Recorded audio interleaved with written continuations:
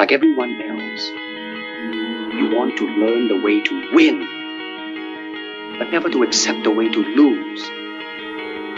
To accept defeat, to learn to die is to be liberated from it. So when tomorrow comes, you must free your ambitious mind and learn the art of dying.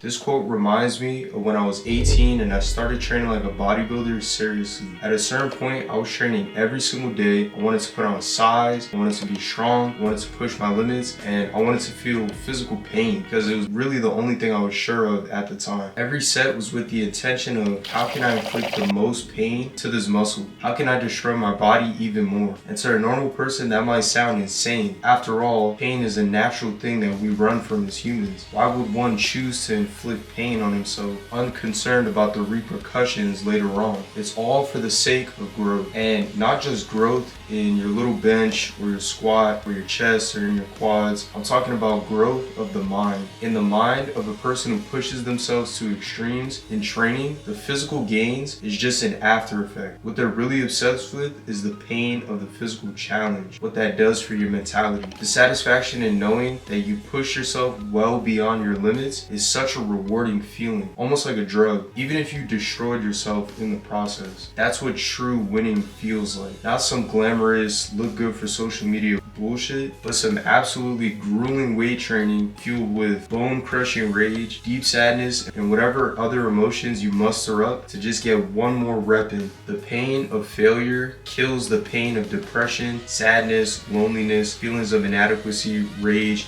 and literally any other mental shit that goes on in your head. It destroys it by fighting fire with fire. Unfortunately, too much of this can do more harm than good. Just look at some of the famous bodybuilders who took failure to the extreme. Look at where they are now. This is not optimal human condition. However, training till failure is a very important skill to learn in order to evolve physically. I consider it a pillar of strength training and muscle building. But to do this effectively to where you're still athletic and healthy is where I'm stepping in to innovate and present you an alternative style that most bodybuilders can't. I have 3 core philosophies on training I've developed after years of doing it. First, physical performance. You need to improve your athletic attributes. The first is physical performance. You need to improve your athletic attributes to make progress in multiple areas like strength, speed, agility, and power in a holistic manner. Your body is designed to move. Teach it how to be athletic and unlock the ability to move at a high level. Think of a top-tier competitive athlete. Second is health and longevity. This is to make sure that you aren't destroying your body to the point that you can't move around and still be active when you're 70 or 80 years old. This training can include mobility, low-intensity movements like walking, corrective exercises to fix muscle imbalances, and so forth. Think of like that old man you see walking in the park every morning, or that Chinese guy doing Tai Chi in the park. Diet plays a huge role in health and longevity as well. The third is radically pushing your limits, and this is pretty much the extreme opposite. This is training till failure, pushing yourself beyond what you think is capable for the sake of growth in the mind over all else. My personal favorite and the most risky and damaging, think of like Goku training on Namek and literally taking himself to the brink of death every single training session. Unfortunately, we don't have superhuman healing, so we have to be very intentional with our training till failure and our recovery. Sometimes you will favor one style more than the other, depending on what season of your life you're in, but incorporating a mix of all these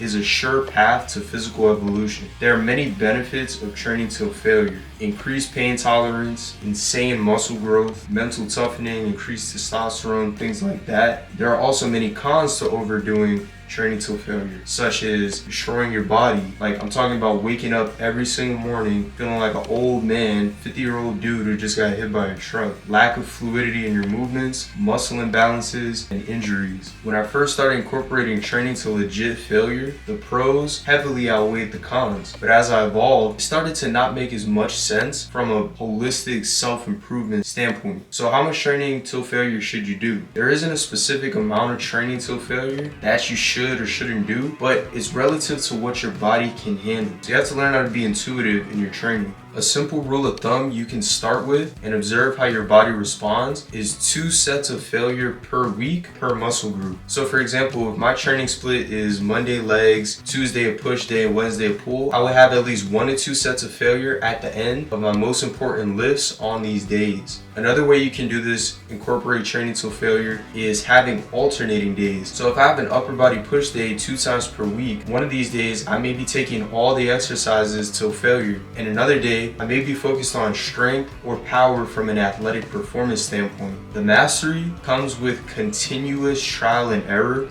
and iteration, and then being extremely intentional with the benefits you want to get out of your training. To make training till failure the most sustainable, you should incorporate athletic performance workouts and health and longevity workouts often. I challenge you to train differently than the average bodybuilder or the average athlete. Training is about physical evolution in multiple areas, as well as the strengthening of your mind. Treat your training as though it's an extension of you, a part of you, mastery of yourself. How do you train in direct correlation to who you want to become? That's the question you should be asking yourself. An example week of how I train now, incorporating all of these philosophies, looks something like this. 2 days a week, strength and explosive power, focus training with a split of 1 lower body day and 1 upper body day. On these days, I'll also incorporate some sprints and some jumps as well to improve my overall speed and performance. Then 2 to 3 days a week, high intensity, mainly training accessory movements and muscles till failure. This day is more for the aesthetic of my physique